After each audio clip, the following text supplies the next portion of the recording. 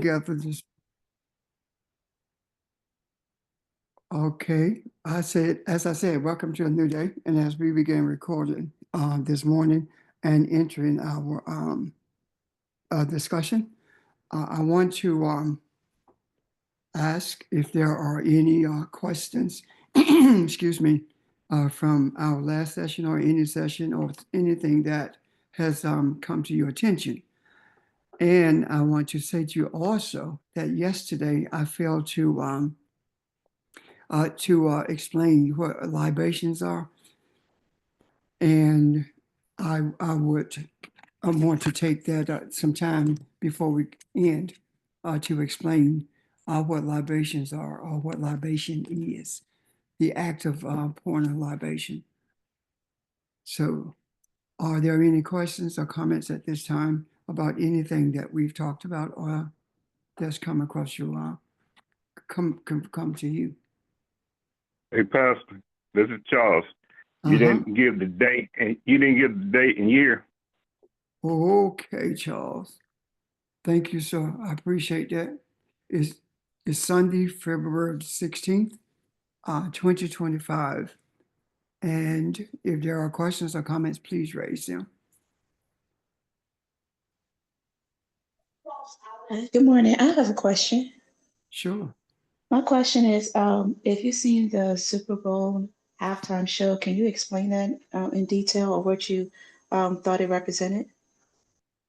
Um, there is too much involved in it for me to explain in detail the amount of time that it would take. However, there isn't, I think I can give you an overview, and I know I'm not alone in making an attempt to do this because there are others, I'm sure, who have who saw what was happening and then subsequently read analysis of it. From my understanding, the Super Bowl show probably ended.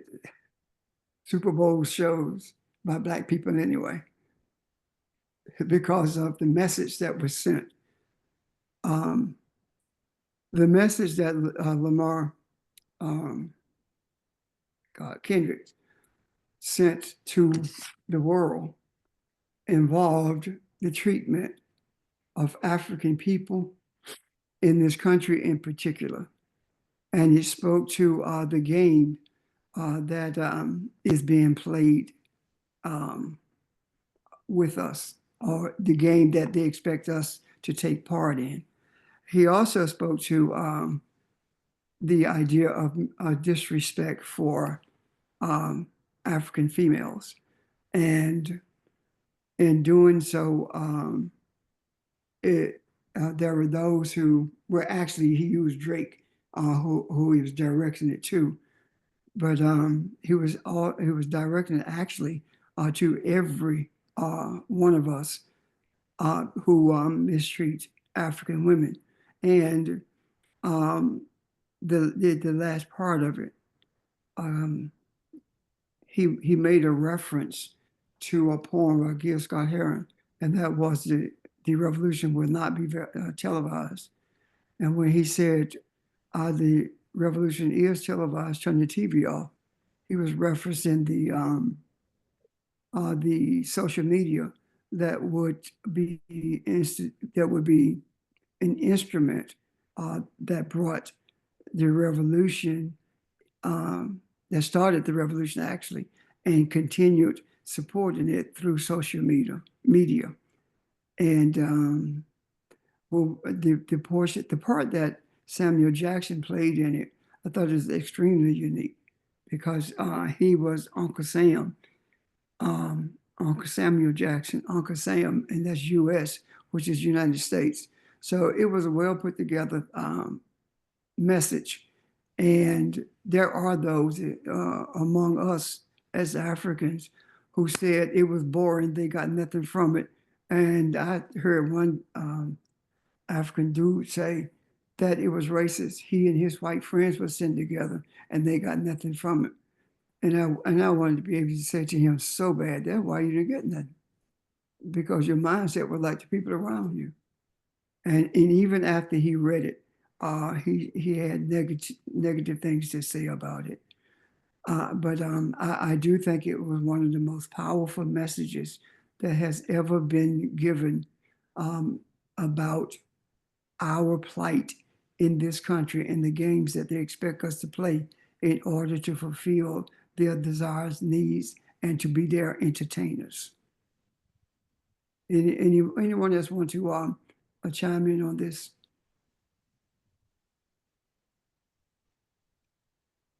Sure. Good morning. You, my expectation, analytical mind. Go ahead. Good morning, everybody. Yeah, I saw it. I thought it was really good. I think it was subtle enough so that it did not immediately offend the more stupid of the white supremacist figures who were watching it. But it also got across its message pretty well. I think Kendrick represents exactly the African identity as it is trying to assert itself in the midst of all of this. As it sort of walks through the valley of the shadow of death. And in terms of how these things play out socially, I think Drake is very much and that's not to get too much into that, but Drake is very much the representative of the establishment and the system and the sort of powers that be that are behind a particular kind of individual. And Kendrick is very much the African resistance to that, although he's not very overt about it, which I think is probably a good thing, because being too overt leads to them coming after you too strongly. But no, I thought it was good. I thought he did a great job. And to me, it just seems like that's despite the chaotic or oppressive atmosphere that we may be experiencing or entering in, there was always that solid seed of truth, wisdom, and resistance. And that thing is always present, regardless of whether we can see it or not. And that thing will always grow into the full force that it needs to be, I think. And I think Kendrick is, and that performance and sort of everything he is and represents in this time is that for us now, or just a representative of that. Thank you. Thank you. In addition to that, if you noticed how the flag was formed, there was separation between the colors of red, white, and blue, and that separation spoke to the separation of society, but also it spoke to the gang activity, the blue and the red, the Crips, and the oh God, Bloods. Blood. yeah, Crips and the Bloods. And at the towards the end, you saw all of them dancing together, which was a message to all of us about coming together. But also that flag said that we built this. We brought this into existence, meaning this country, as well as this flag. What most people don't realize, or don't think about rather, is that it was a 14-year-old African girl who actually was assisted in making the flag, but the first time they had the stars in it. There were quite a few references to the flag, and the most positive reference to the flag was when he through his actions spoke to the role that we played in bringing this country and building this country, not because we chose to, but because we were forced to. Then there were other references to the flag, the way based upon the way the game is being played against us, and speaking to America about its hypocritical ways and its manipulation and the continued enslavement of the African. Anyone else would like to speak to this? Yeah, I think that's, good morning, this is Audrey. I'd never really listened to the lyrics so much. I'd heard it a couple of times, but I think you're right in terms of when that one lyric that says, you're not a colleague, you're a colonizer. So I think that was speaking to more than just Drake. In terms of the way the music industry is all set up and how people are exploited and that kind of thing. On the heels of what you're saying, Audrey, what comes to mind is that suppose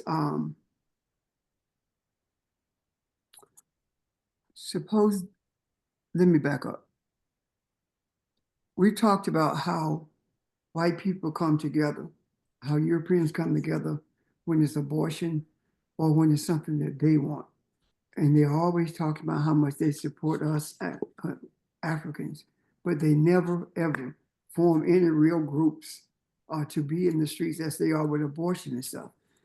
And based on, what I surmise from that is that maybe they're not supposed to help us.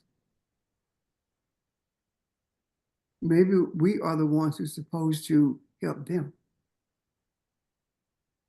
And I think this the message in that when it says that you're calling or call them colonizers, meaning that you're not like us, and by virtue of that, you don't have the emotional empathy or sympathy or emotional skill set to help anybody arise above the racist attitudes and the sense of being enslaved.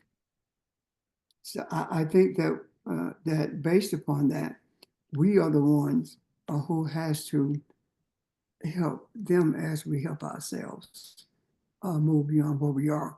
And I can see all that message in what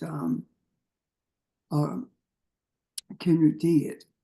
And as Nick said, I see Drake as being a metaphor for all of it, to be honest with you, because of the way he just beef that's been going on between them.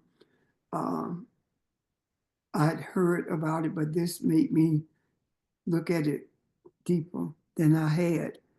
And what I see in that is that the reason he uses Drake as a metaphor for the system itself is because of how Drake played and plays along with the system, and how he dish our women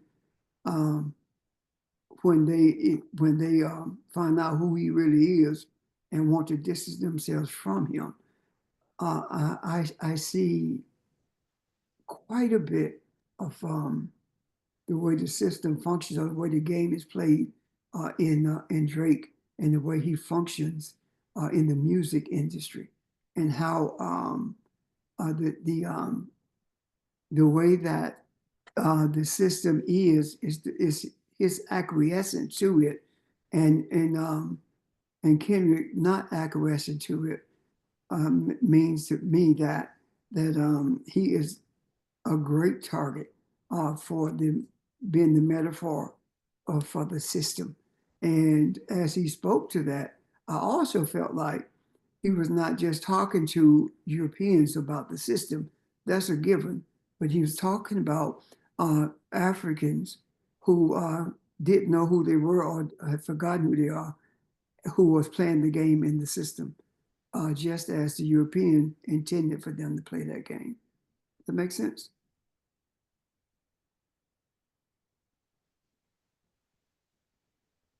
Yes. Hello, everyone. This is Sheldon.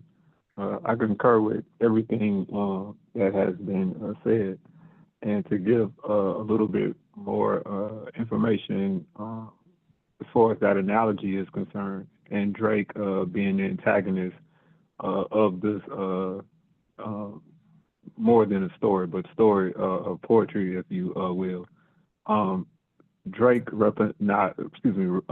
representative of the colonizer who clearly benefit and from the African culture, what the African actually represents, and using that in a sense for his own personal gain, while at the same time, as it relates to the Black women, for example, not actually respecting it whatsoever, and in a sense giving it its due credit as well. So while at the same time benefiting, trying to oppress and control that same thing. Overall, I thought the performance was brilliant, especially also with the role that, as was said, Samuel L. Jackson played as the Uncle Sam, who in a sense was more so an agent to tell you, hey, this is how you win in this European system. And of course, Kendrick all along was at times or at first going and trying to be softer and things like that, and trying to be, all of the lyrics were purposeful. The song order was purposeful as well, be humble, but then also highlighting, as was said with the African, for example, DNA, what all, I am, what I represent, the power in that, going beyond the creation of the United States, this colony, going back to even, as you said, Pastor Richard, with the flag, and them showing their backs and saying that the entire country was built upon the blacks of Africans. Every single performer was black. The flag being split, the signs of it at the very beginning going the wrong way when Kendrick was, in terms of not playing this game the correct way. It was definitely think it spoke specifically to, like Pastor Richard said and others have said, to that African, not so overtly, but in a subtle enough way to be understood. Stand up and recognize who you are. All of this was very important. It wasn't just to speak to the minds of the African. It was meant, and a lot of these songs speak to the soul of the African.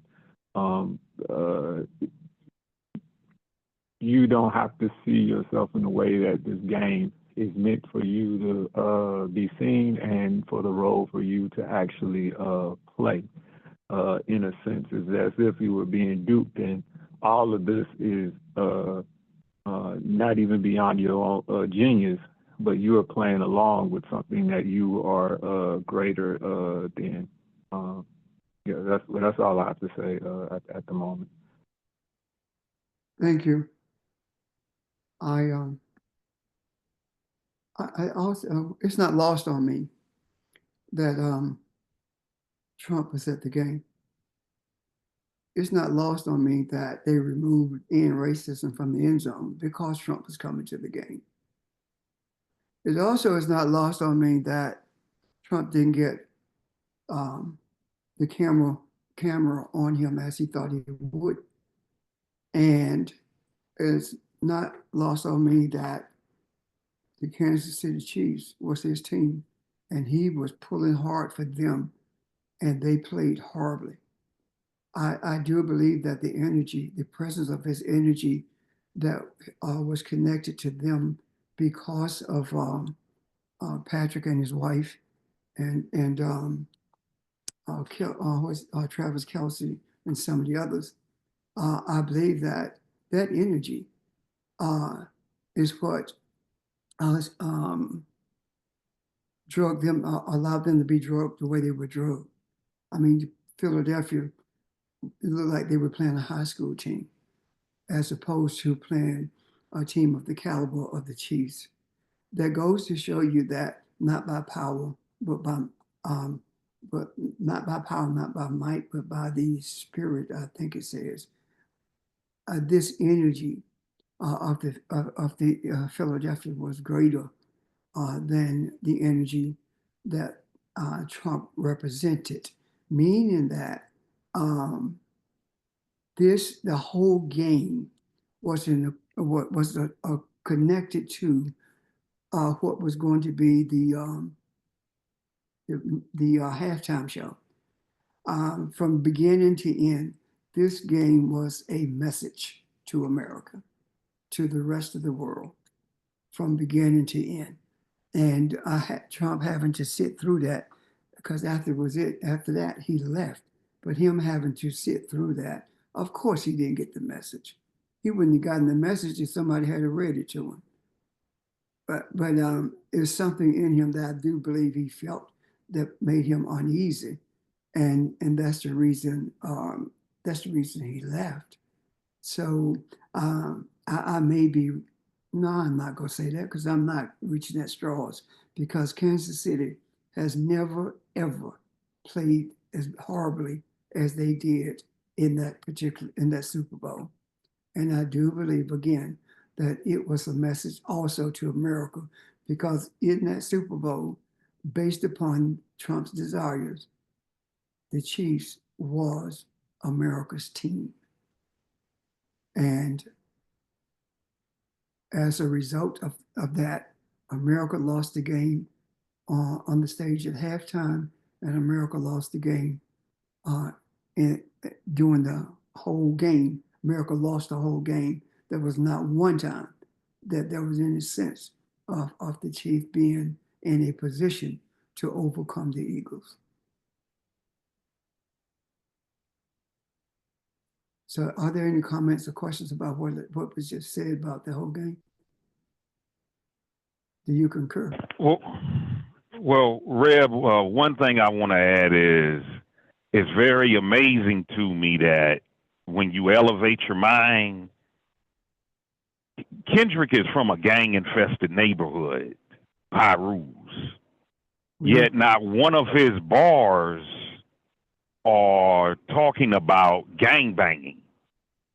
And because we're products of our environment. You want your vocabulary improved, hang around 3 or 4 people who got a good vocabulary. You want to be broke, hang around 3 or 4 people that's broke. So what I got from it is Kendrick, J. Cole, their minds are elevated that you can come out of a Piru neighborhood and you don't even talk about that culture.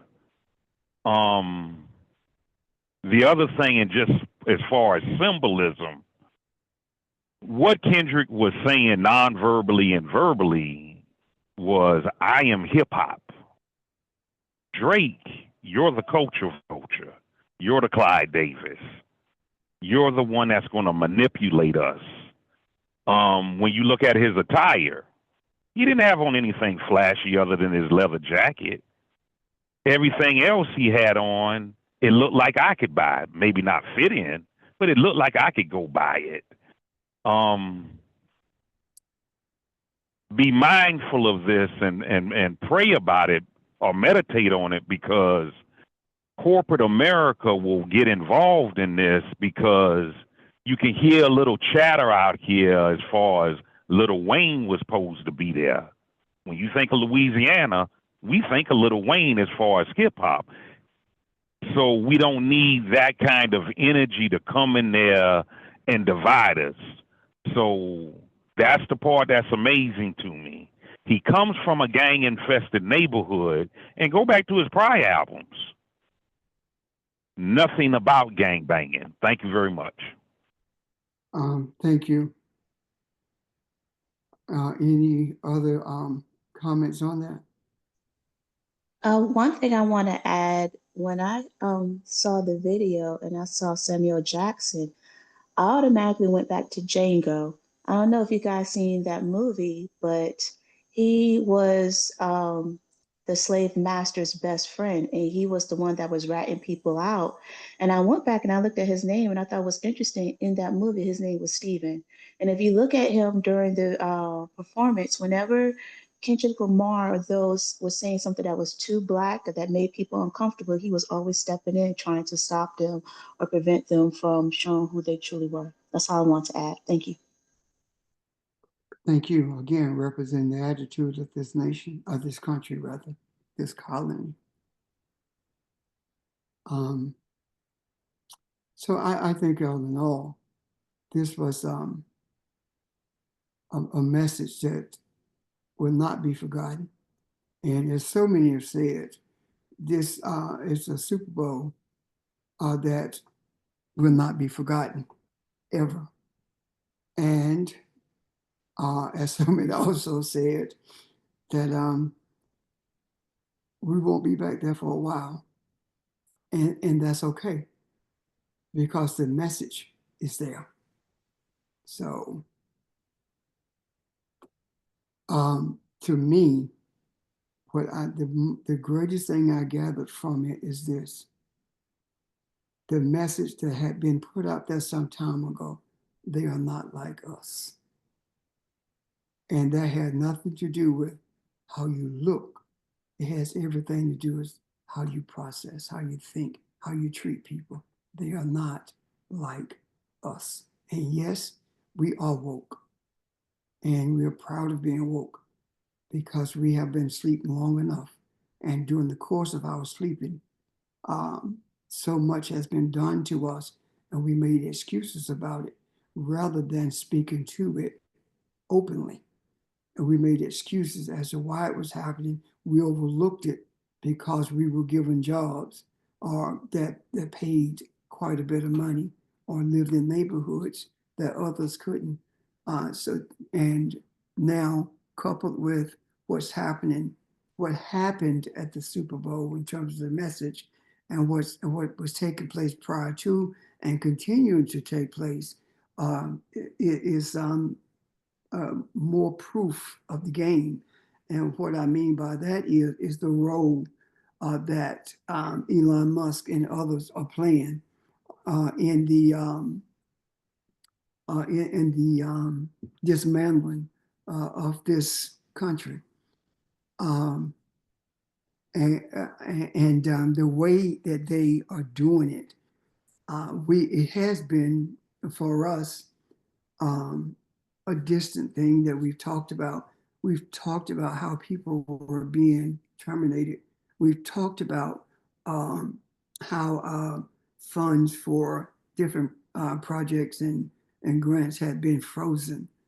However, it hit closer to home to us than it has been, at least to my knowledge anyway.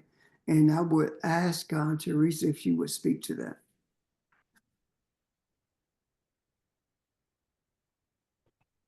Good morning. Thank you, Pastor.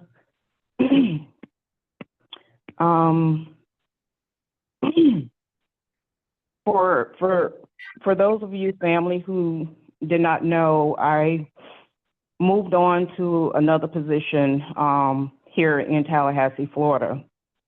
And I want to speak and share some moments that took place during the transition with the new government that we have.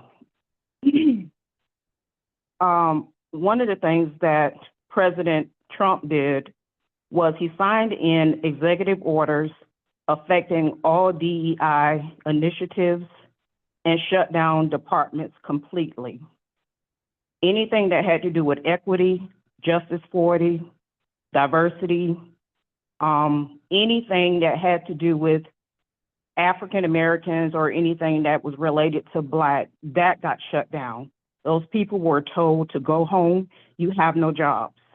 So they were the first people that got displaced on January the 22nd.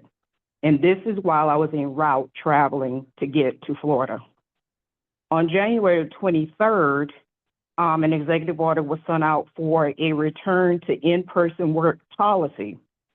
For those people who were remote workers, they now had to find the closest division or office where they needed to return to work by March 10th. So this is happening all within the time when Trump got inaugurated. Some of those people probably won't be able to return to work, depending on where they live at, because as a remote worker, you can live anywhere and work. That was just something that got set up a while back. January the 28th, we started receiving emails entitled Fork in the Road. Yes, hear me when I say this, fork in the road. Y'all know that was Elon Musk's words, buzzwords, for his people and how he ended up terminating his employees. Well, those emails were coming out between January the 28th, trying to bully people into quitting their jobs, meaning resign, or take a buyout. And that's only if they had enough federal service to be able to do that. Those email strings stopped on February the 10th.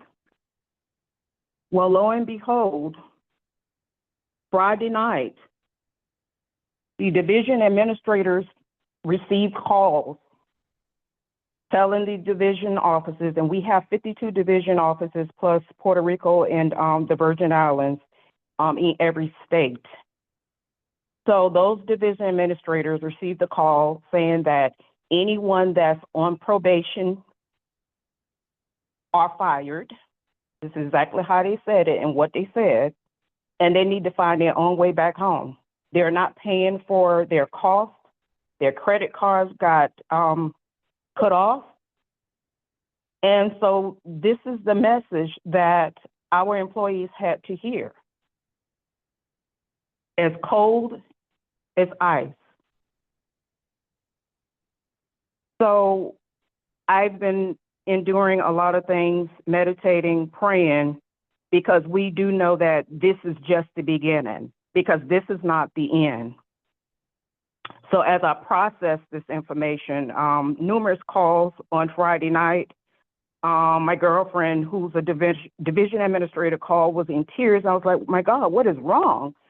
And that's when she shared what was happening. And then I got called Saturday morning from my director, boohoo crying as well, about the same scenario.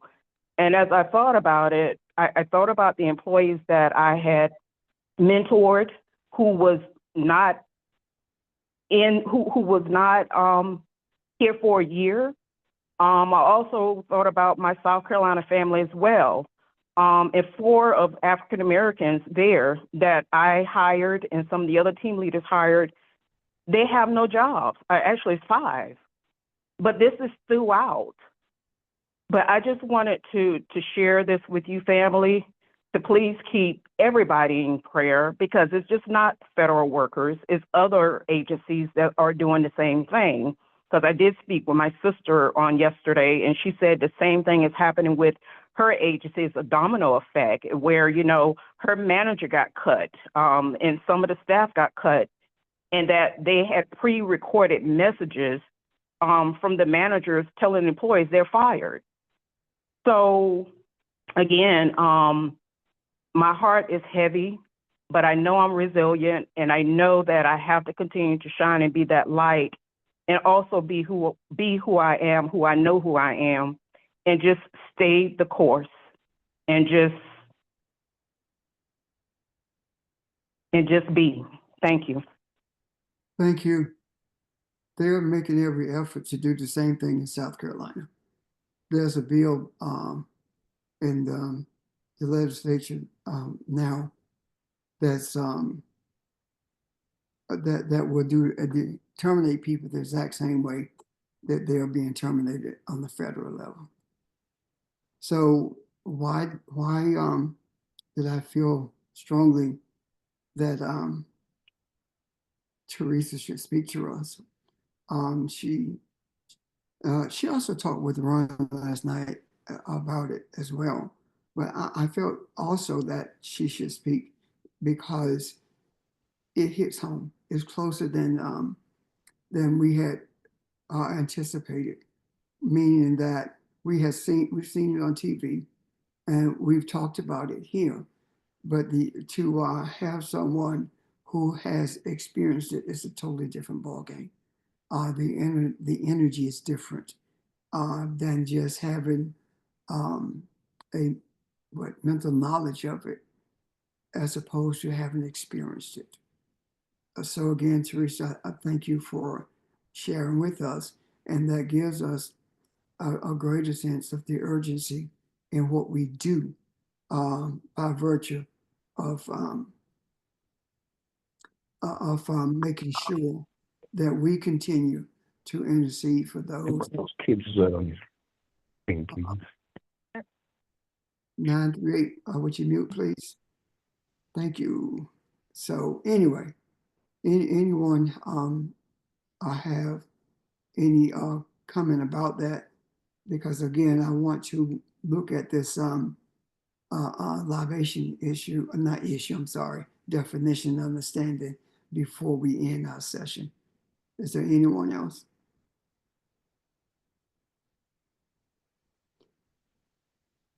I do want to thank you, Teresa, for what you're doing to us, for what you've done for us. I thank you for sharing it with us. I thank all of you for your helping us to understand the analysis of the Super Bowl itself and the message that it has brought to us about where we are. I also believe that was a message to us in a stronger message to us. It should have been anyway, showing us where we are and the burden that we are carrying, and to also show us that the battle is not over, and that the weapons of our warfare are not carnal. The weapons of our warfare are spiritual. And for the first time, Africans have come together on a spiritual basis as opposed to a religious basis to bring harmony to this globe. We talked about Barbara. I'm sorry. Before you start your discussion on libations, I wanted to just piggyback on what Jaleesa said. When people are cut, when positions are terminated, we have to remember that hundreds of thousands of people, in addition, are going to be affected. When you cut positions in Health and Human Services, when you cut positions in social services, those kinds of things, who's going to be processing the assistance that people all over the country need? There are going to be people who have been receiving assistance who won't get a check. So Jalissa is so right. This is going to impact so many people, and they just don't know it yet. We don't know the extent to which this will occur, but we understand that it takes people who know the system and know how to help people. When they're no longer there, there is nobody there to help them. And so my supposition is that not only are people going to really hurt, but people are really going to be stirred up in the sense that how can this be? How dare this happen? And so a lot of this is going to begin to boomerang toward the administration as well. But it doesn't help us knowing that so many people are going to be affected. Thank you. Thank you, Paul. Appreciate that. The residual effects. Ron, did you have something before I say that? Well, Barb kind of said it. My thoughts were, you mentioned this is a message to us as well, and I was just curious as to what did you feel? What did you? Because I think we all felt that, as though it was us or our families affected by it. But as the people on this phone, did anybody see anything or feel anything or see a direction, or what did you pick up anything from that you want to share? Because I too think it was a message to us. And just because we initiated change, we initiated bringing compassion into the world, this is the path that the universe has chosen, that we're going to have to endure. So not only encouraging each other as we go through this, but as has been said, we have to be an umbrella for those who are immediately affected by this. So just I don't know, just hurtful. That's all. Thank you, sir. Well, see, Hey, Pastor, this is Charles. Go ahead. Now, I don't know how you would take this, or you might give me more understanding of it. I see Trump as Nebuchadnezzar, the king, when everybody's supposed to bow to the priests and stuff, and everybody was doing that, but this man said, you have 3 Hebrew boys that's not doing that. And I'm thinking that's the ones that really putting stuff out there for Black people, to people to understand.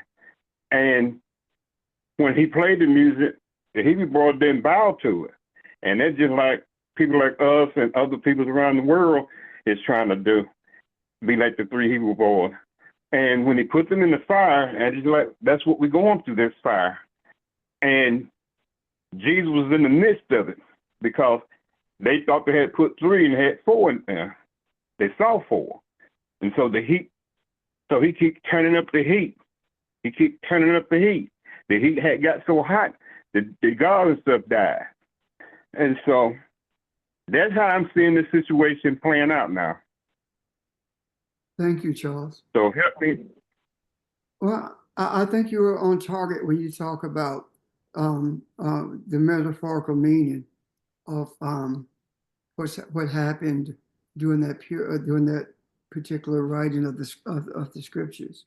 I do think you're on target with that, because this is a fire, and fire does one or two things.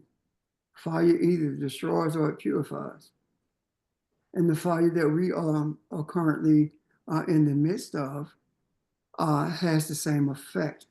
So our attitude towards it will determine how it affects us in a way of purifying the environment that we live in for the benefit of humanity, or destroying it. And in order for the environment that we live in to be purified, that means that the things that kept it from being pure has to be burned away. So the fire in this instance is engaged in doing something, and that is purifying as well as separating the dross from the gold. Does that make sense? Yes, it makes a whole lot of sense. Thank you. Okay. Cheryl? Yes. The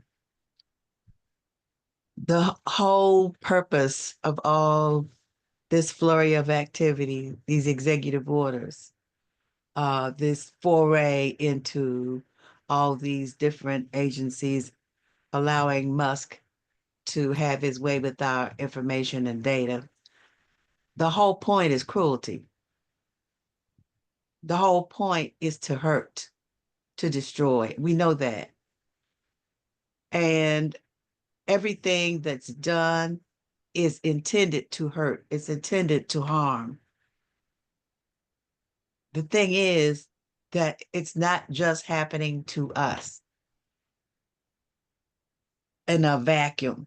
The world sees what's happening, and the world is taking sides, and it's looking at the US saying, you're not a partner, and we're having difficulty being your ally. We reject what you stand on, because this is an America that we don't recognize. And so increasingly, this country is being isolated. It's isolating itself against the EU. It's isolating itself against allies that it's had for years. And so while, yes, these things that he is doing is devastating, I have to remind you that before these people who were provisional were fired, Musk had been in the system.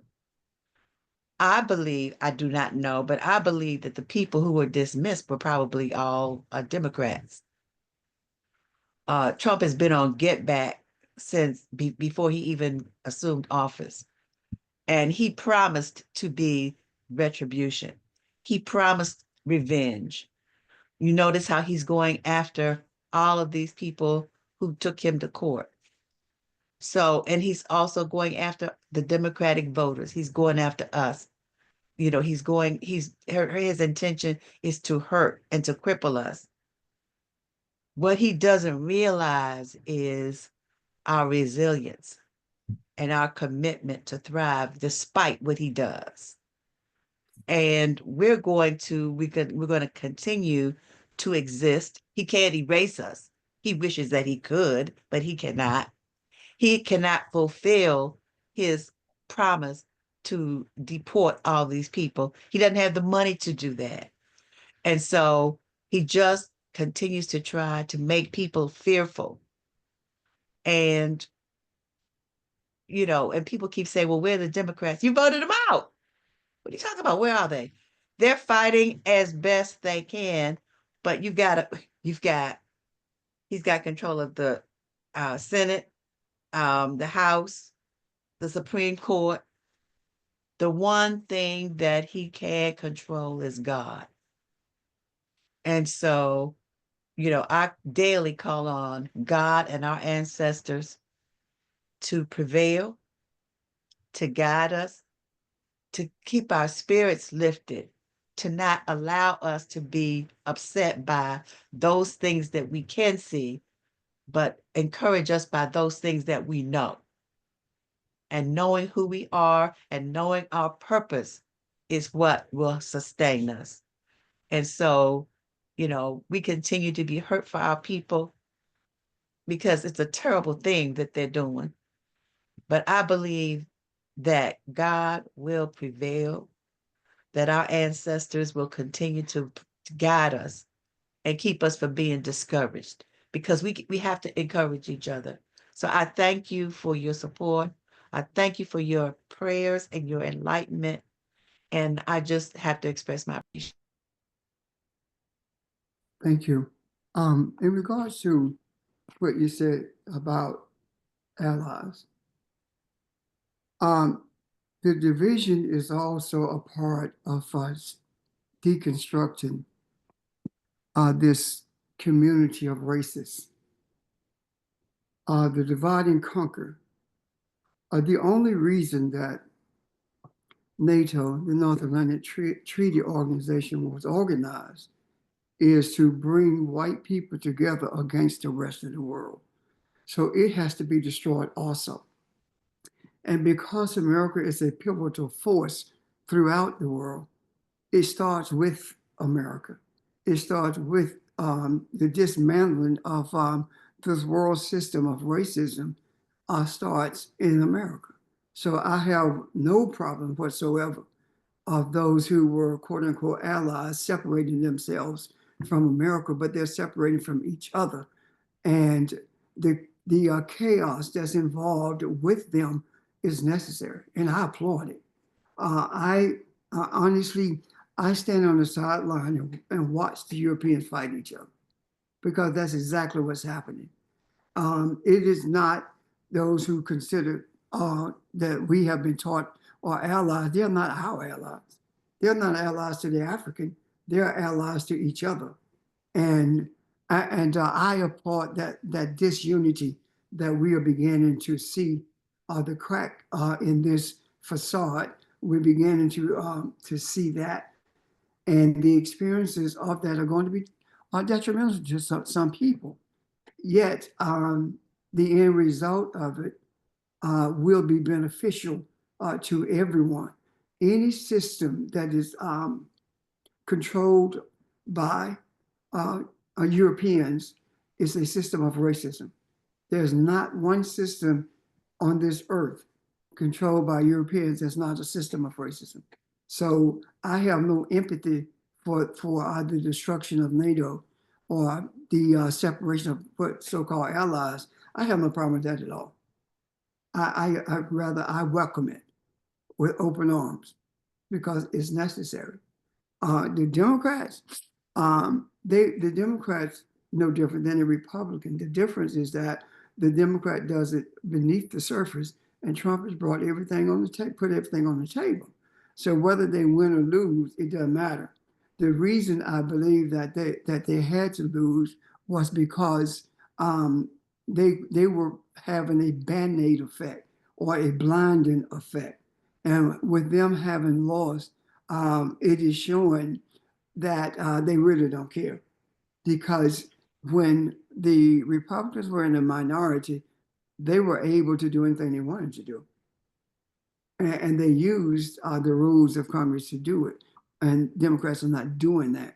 So I have no problem with this, Democrat or Republican, no problem whatsoever, because all of them are the same.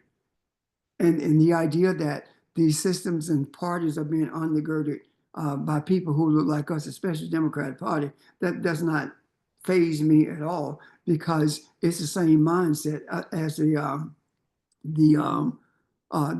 controllers of the country has. The bottom line is, and I want to say this, and I hope we can embrace this. The bottom line is this. This is about creating enough chaos so that apartheid can be put in place in this country. That's what this is all about. And if you look at Elon Musk and the rest of the people who are involved at higher levels of this government, the majority of them are from South Africa. And I'm not talking about the appointed ones. I'm talking about the ones who run the show from behind the scenes. And the first thing that Trump tried to bring South Africans in his first, as refugees in his first term. And that didn't fly, but now it is. And the reason it is because it's time to bring racism to a halt worldwide. And that is not our problem. We didn't start it, we can't stop it. They are doing it by self-destruction. This idea of people being terminated has a residual effect. And the residual effect is if you lay off 100,000 people, then the question becomes, where did those 100,000 people shop? So every place where they shop now is also going to feel the effects.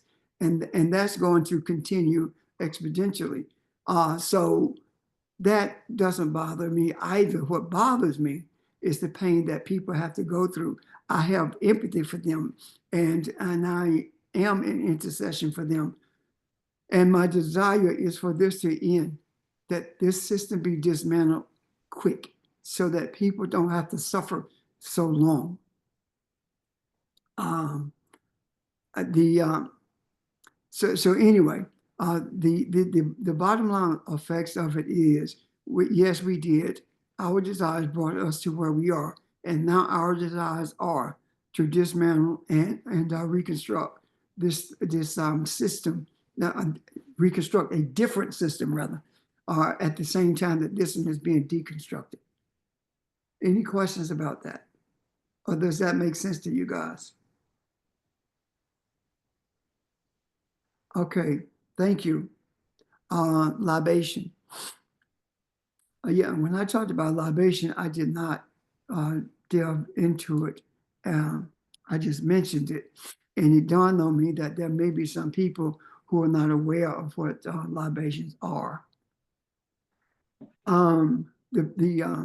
The purpose of libation is to honor the dead, or to honor the ancestors, or to honor heroes, or to express respect and gratitude for those who have transitioned.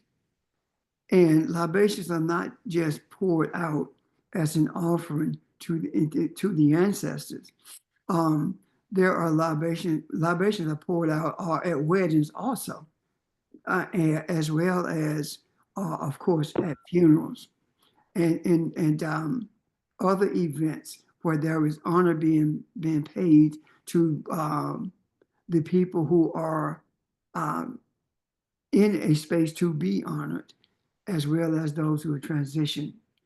When the libations were poured out in the Bermuda Triangle, from the time that the libations were poured out, recognizing what the ancestors, our ancestors rather, because it wasn't us who did that. Mark Sharona and a group of other preachers did that. There has not been a loss in the Bermuda Triangle since. And all of us, I hope, can remember or have known about ships and planes disappearing in the Bermuda Triangle.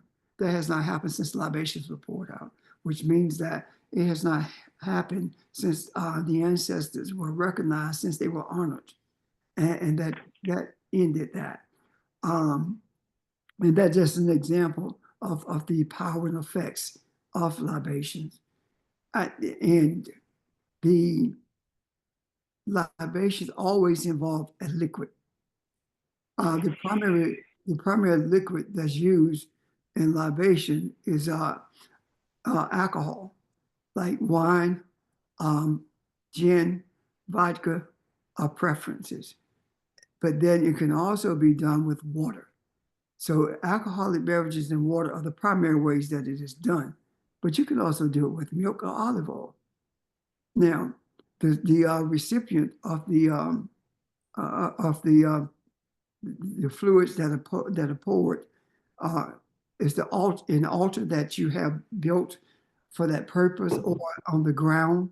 And I have seen libations poured out in the dirt that's in flower pots when inside of a church or a group setting. If there are plants in that setting, libation, the dirt in those pots are used to pour out libations. And but as I said, the most common one is alcohol itself. But the power of libations is unknown to us, because we have not. Most people have not experienced that.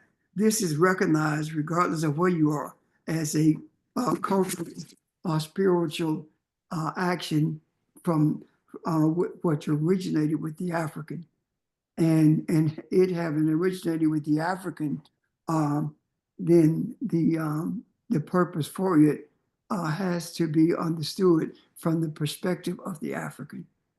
Ron? I was just waiting. What about the number of people? You have to have so many No, individuals, so that doesn't matter. it does not matter. It can be 2 people. We can pour out libation. It could be 1. Like I pour out libation. I poured out libations during the period when I was interacting with the ancestors. So it does not have to be a group of people at all. It can be a communal thing, but it can be individual also. Would it apply to the situations we've talked about today? Absolutely. See, this is the libations. I'm glad you asked that question because it carries me to a different place of understanding with this. Libations are honoring the ancestors and seeking guidance, direction, right? So if we pour out libations for today, then what we're actually saying to the ancestors is there is a deep desire within us for the ancestors to remedy the issues that we have discussed today. So it does not mean that tomorrow is going to end, but what it does mean is that the process will be sped up. Does that make sense? Yes. Because we cannot. You know what? Let me finish the sentence, Barbara. We cannot control how things are going to be and the length of time. This is all within the purview of the ancestors. Barbara? This says to me and explains to me why we have not taken the Lord, quote unquote, Lord's Supper, maybe once or twice in years with faith ministries. And it seems to me that libation and the pouring of libation is what we, and I'm not saying a ritual because the Lord's Supper is really a ritual. But the pouring out of libations is what we need to incorporate as part of our quote unquote being, because it transcends physical. It truly transcends physical stuff, like the bread and wine. It speaks to that more spiritual foundation of who we are and who we honor and why we honor. So it seems like that is a more appropriate action than the communion. Thank you. Did I just blaspheme? It is. Yes, you did. But we go forgive you in the name of Jesus. Grateful that you have that power and authority. The idea of the bread and the wine was also incorporated from the African. If you notice in the scriptures, especially when it comes to the last hours that Jesus was supposedly have been in the earth before being crucified, this guy, someone was told, whoever it was, to go to the city and there will be a man carrying a jug of water. The allusion to water, jugs of water speaks to a concept of libations, but is used differently because the people who wrote the scriptures were not familiar with what libations were, and they manipulated the scriptures to mean what they wanted to mean without understanding what it truly represented. And the greater proponents of that are the Catholics. They have all of these ritualistic things, and they have no clue as to what they actually mean.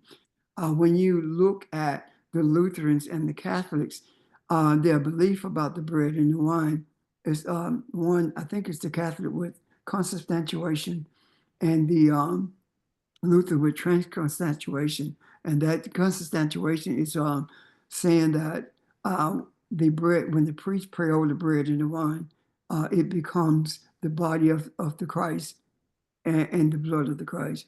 The Lutherans' transubstantiation is when you ingest the bread and the wine, it becomes the body and the blood of the Christ, both of these are barbaric because that's cannibalism. And there has never been an order of cannibalism witnessed or historically historically written about Africans being cannibals, with the exception of those races who sought to project us as being barbarians. Cannibalism is not something that we engaged in. However, that when we were ingesting the bread and the wine, that's exactly what we were representing, cannibalism. And that may very well be, Barbara Jean, the reason that we have not done it in so long, because something inside of us is saying is don't do it. And for some reason, we talked about that, not feeling the necessity in having to do that. Now, and I think now we can see more clearly why we didn't, and that it was the ancestors speaking to us. Questions, comments? So is there a official method of doing it? Of doing what? Libations. No. Okay. It's simply you utter a prayer or you call names. For example, if I say to the ancestors, I thank you for the pleasure of your presence with me all the time. And I'm seeking understanding for blah, blah, blah, blah. And I honor you with these libations, and I pour it out, right? Now, I have been in funerals where a name is called. For example, someone will say the name Malcolm X, and then you pour the libations and say Ashe, Martin Luther King. You pour the libations, Ashe. So you're calling out ancestors who have traveled from these bodies into the other realm. Those are the two methods that I'm most familiar with. Okay. Question.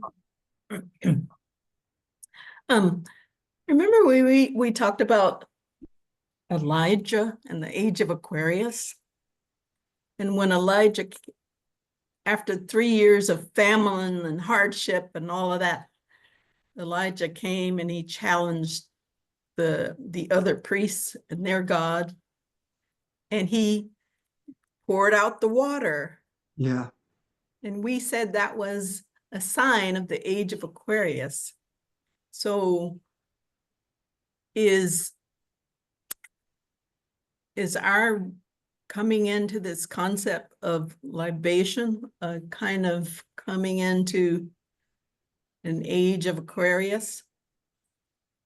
I think it's more of our understanding of it, Audrey, because we have declared for quite some time that we believe that we are in the age of Aquarius. Yeah. But I think that is showing us how to the way that we are to honor the age that we're in, as well as those ancestors who've transitioned, who are with us all the time. That's all. And then part of my question is that what Elijah was doing? I do believe Elijah was pouring out libations. Yes, I do believe that. If you notice the scriptures, they speak a lot about water. I mean, Jesus pouring the water out at the wedding. You know, that was attributed to Jesus.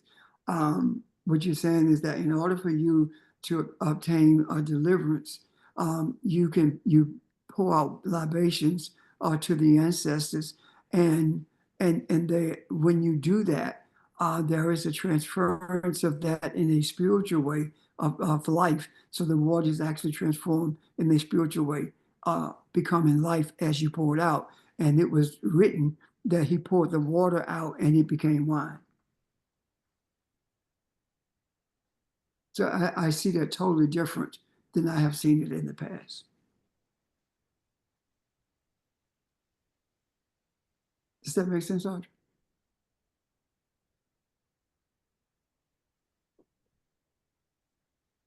Ms. Audrey? Does that make sense to you? To me, yes. Okay, all right.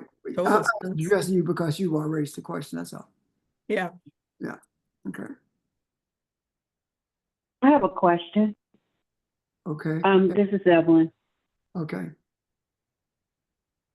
How does, I'm thinking when you're talking about libations and the ancestors, I'm thinking about the fact that we call alcohol spirits.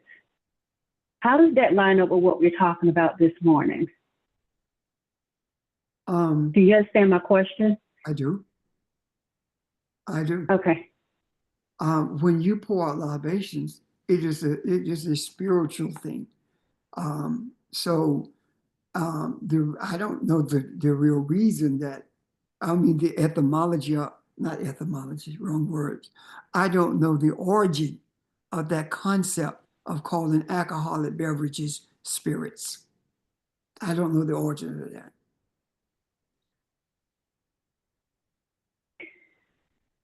Because when you I'll drink look- alcohol, I'll look for it. it does put you, oh, okay, I'm sorry. I want to But it does put respond to you, that too. okay, But okay, go- good, go ahead, I'll wait. No, I'm done, go ahead, I'll wait. Oh, okay. Yeah, thank you. Not to interject too hard, but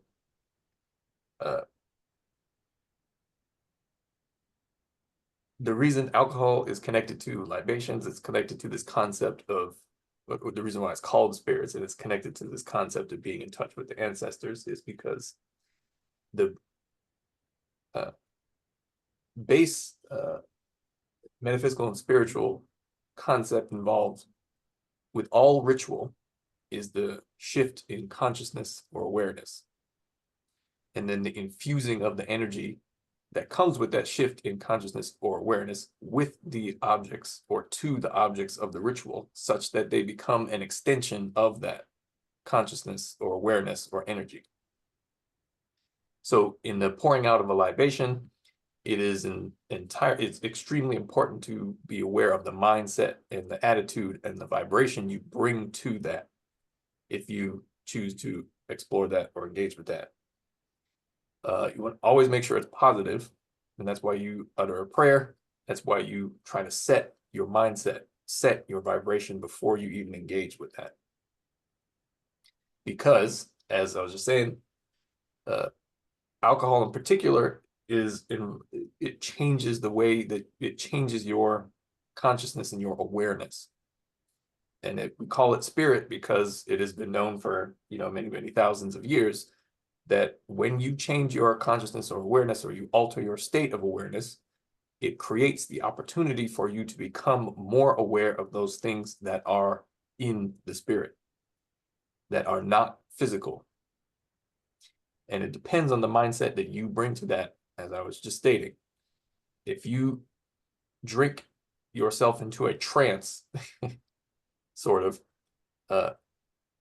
then it is possible for you to have interface with those spirits and energies that are hanging around you that you were not previously aware of. And I say this is possible. It doesn't happen every time you get tipsy, but it is that same concept.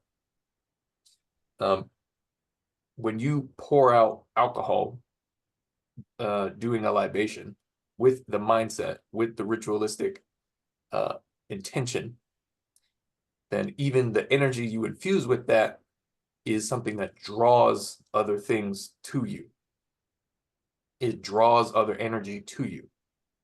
And that energy, those spirits, and I use that term, that's what it is, but I know there's a lot of connotations that are associated with that.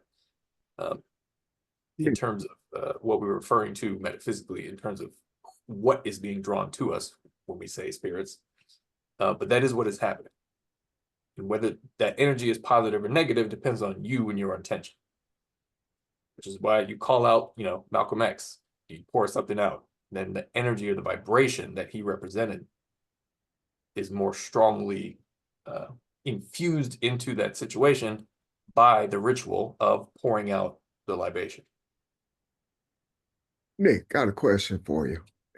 You mentioned three things there. You mentioned intent, you mentioned mindset, and you mentioned ritual.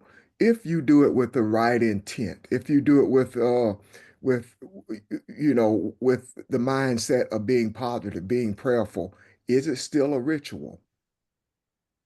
Oh, absolutely.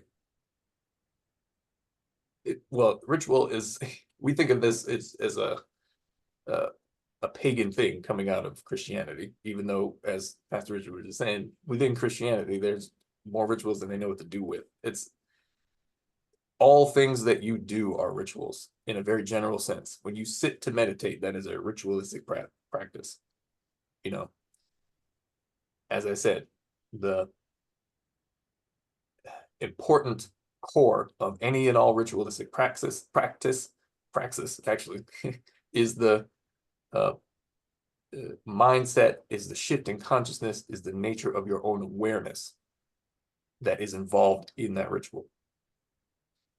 The, for lack of a better term, masters of the way don't need ritual at all to accomplish the same thing.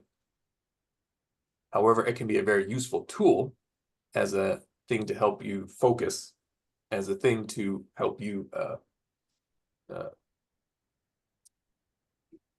make that change in your awareness as we are all in this learning process. So ritual is, I mean, we use it all the time in ways we don't even, we're not even aware, but when we are more purposeful or more aware of the intent, when we do something like pour out a libation, if we are more aware of the explicitly spiritual intent behind it, then it has that much more of an effect. Then that ritual is something that is more helpful to accomplish whatever it is we need to accomplish within ourselves and within our environment. Ritual is not a bad word. It's just how you use it. And because of religion, we look at rituals differently than what they really are. For example, the whole idea of the ritual of communion. You know, I was talking to Phoebe this morning. I'm like, you know what? Christians gonna have a problem this year at Easter because they don't have eggs. But that's a ritual that has no spiritual essence to it at all because you're killing a chicken.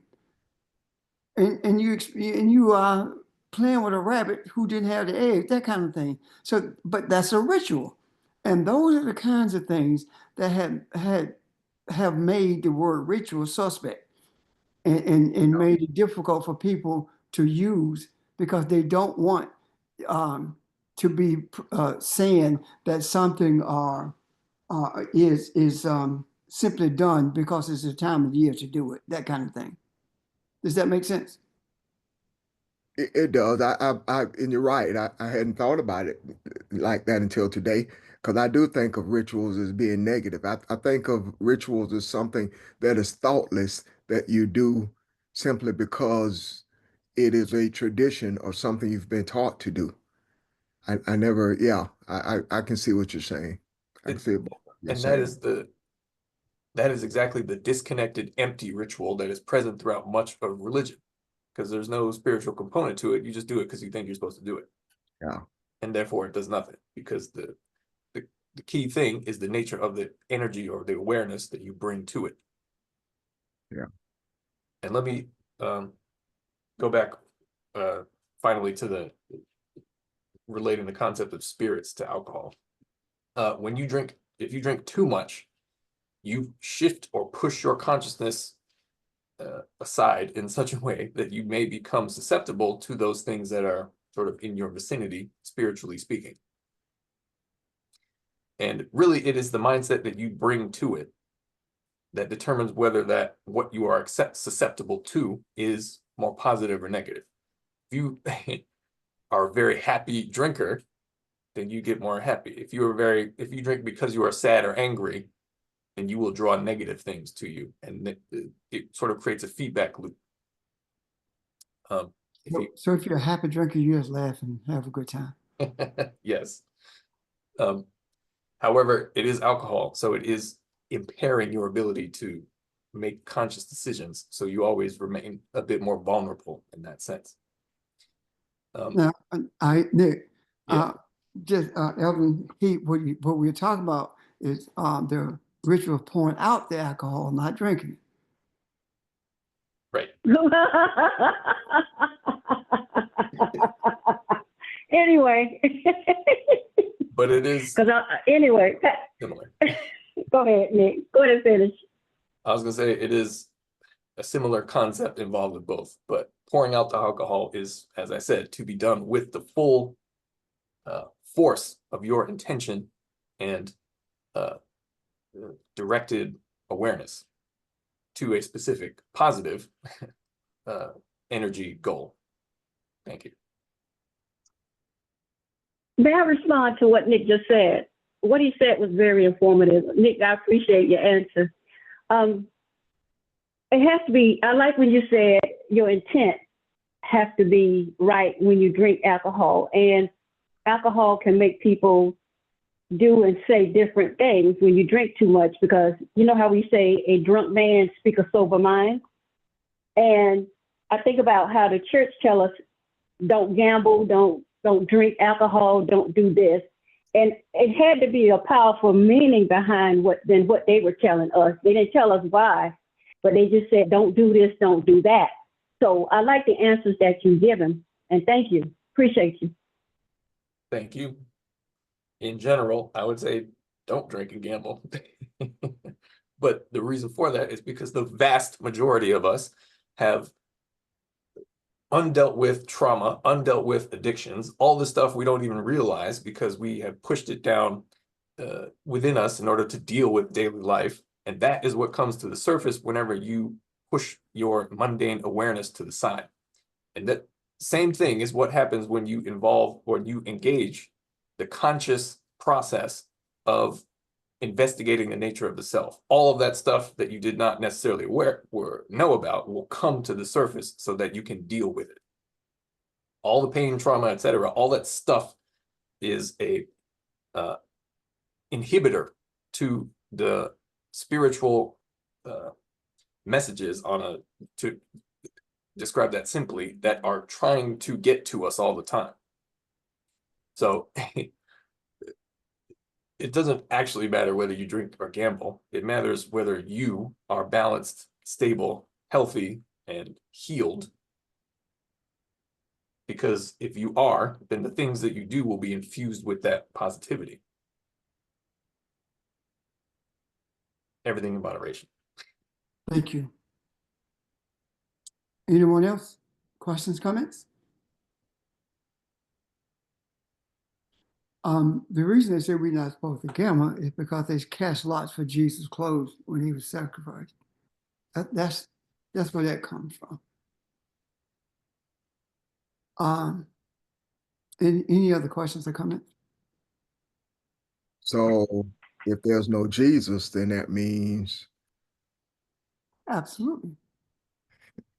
I'm I know. It's okay. It's okay. Pastor, you wrong.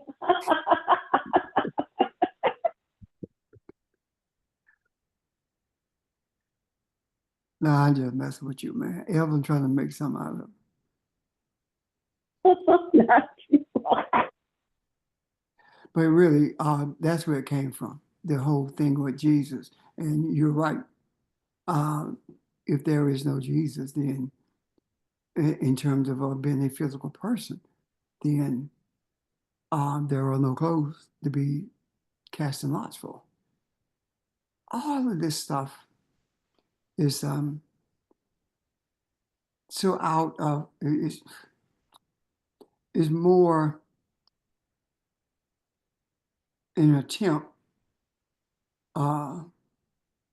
to make a belief more palatable so you can more easily be controlled. That's what that's about.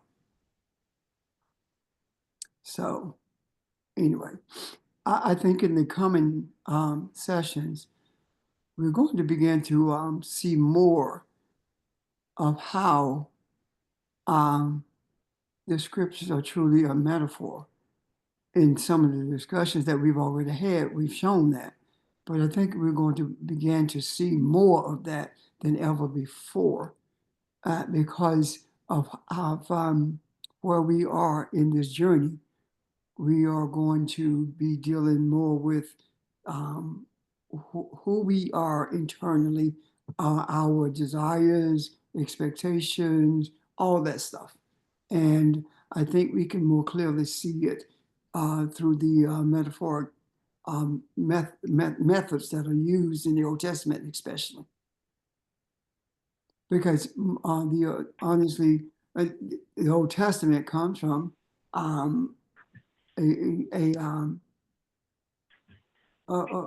manipulation of sacred writings from Kemet. So anyway. So I got a question. So after we get off the call, is it okay if I go get a mimosa?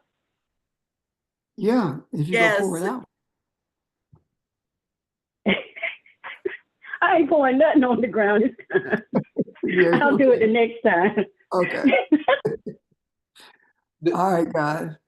the Go truth ahead, is, Nick. the Anglo Church, basically, we all know the term WASP, right? Yeah. Everything according to the Anglo Church that is fun or pleasurable is sin. And there's a lot of reasons for that, but basically that's why their whole thing is you can only work until you die or Jesus comes back. But Which means that you're gonna be working forever, right? yes, Working till Jesus come back. So all of this, when you look at it, you can, we laugh, of course, but it is so detrimental to the identity of who we are. It is truly detrimental to that. I mean, to the extent that, the Pope says that Jesus was an immigrant. How was he an immigrant? Because he left, because before he was born, they went to Egypt, they went to Africa. Well, that's crazy. Because he was in Africa, Mary was in Africa when she was pregnant, according to the scripture, she was pregnant. So when she went to Egypt, she didn't go to Africa as being an immigrant. When he was born, that's crazy.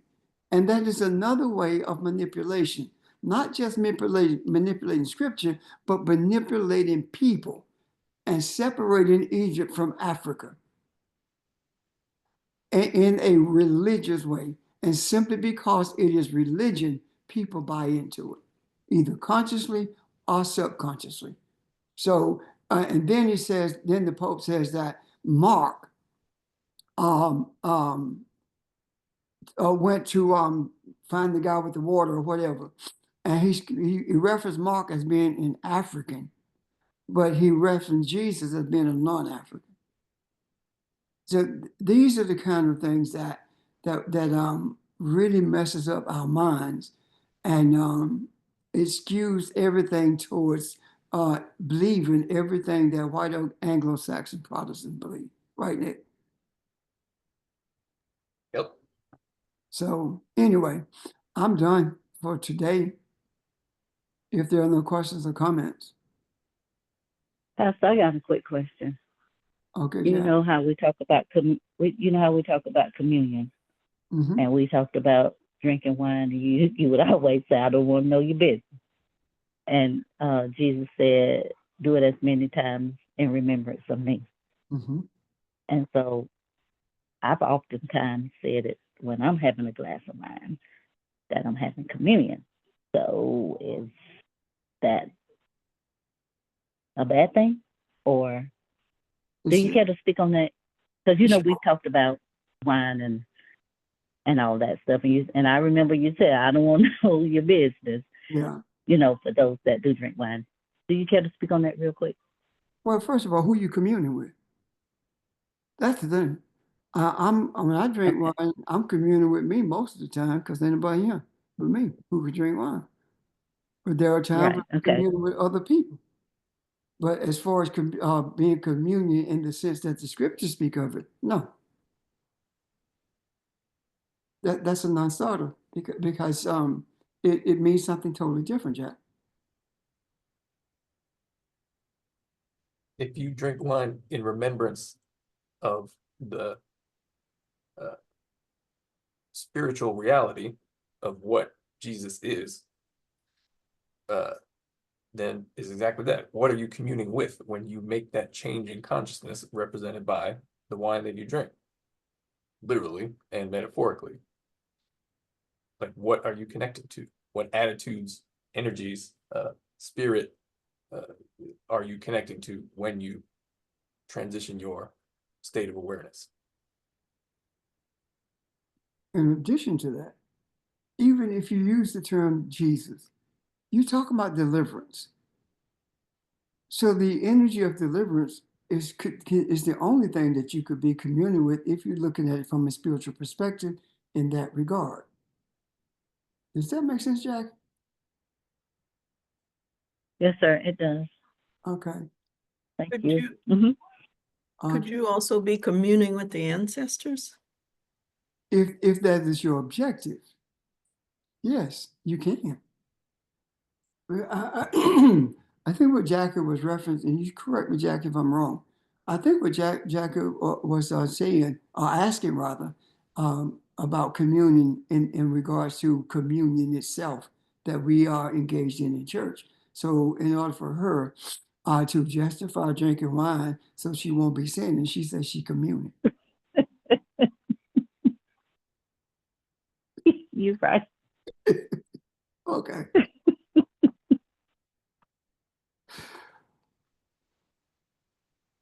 All righty. No questions or comments, guys. We'll see each other Yes, tomorrow. this is Angela. I have a question to ask. Uh-huh.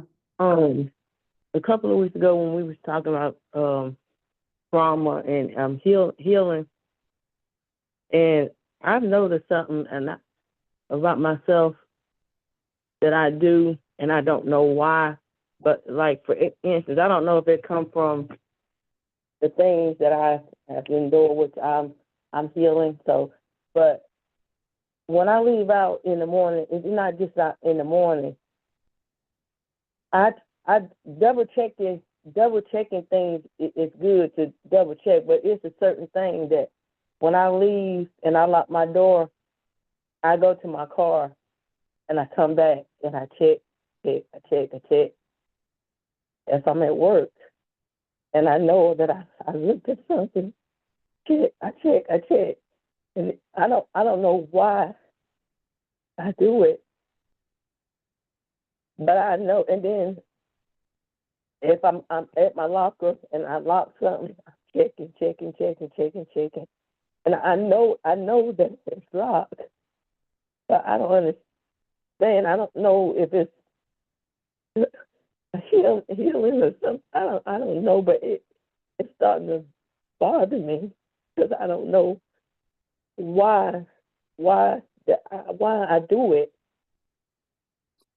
But it's just something that I don't think it's healing, Jackie. Angela, I don't think it's healing.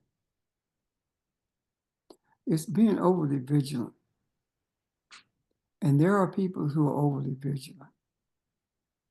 And usually it is connected to something that has happened to them during the course of their life. Has anyone stolen anything from you?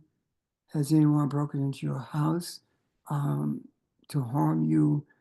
What are your concerns and fears when it comes to your property and you, the person? no one's have broken in or stolen anything, but I don't know. It just, even if I write my name, like sign my name, like I'm at work, I have to sign my name on the thing. I know I signed my name. I know, and it just be sometimes that I do forget, and I say, oh, I gotta sign it, but I keep going back looking, and I see my name, that my name is there. I signed it, but it's like I have to keep going back going back and just double check. It's just like it's a obsessive thing that I have to go and check some or look at something. So it's just not like material. Even if I'm locking my car, or it's just I'm just checking. It ain't so much material things. It's just other things in particular. Can I say to that, please? Okay, go ahead. I have a tendency to do the same thing, not as many times, but even like taking my vitamins, I go back and do the same thing. But in the mornings when I get ready to leave, I check a couple of times. But here's what's helped me with that and cured me of that is I realize as since we've been talking about rituals, a lot of things I do are ritualistic, and those are the things I'm not sure about that I go back and check. So what I try to do is make a conscious effort to say, okay, I'm locking my door. I'm locking my door. I don't have to come back and check this. I don't have to wonder if this is locked or not. Okay, I'm taking this vitamin. It's such and such a time. I'm taking this vitamin right now. So I think it's more of the things that we routinely do that you don't think about when you're doing them because it is a routine. And you wonder if these things are so important to us, we don't give thought to them. So make an effort to give thought to it when you're doing it and say, just to talk to yourself, okay, I'm locking my door today. Okay, I'm doing this. I'm doing this. So when it pops up in your head, you can say, hey, that's already done. I don't have to worry about it. Because I have a tendency to do that as well.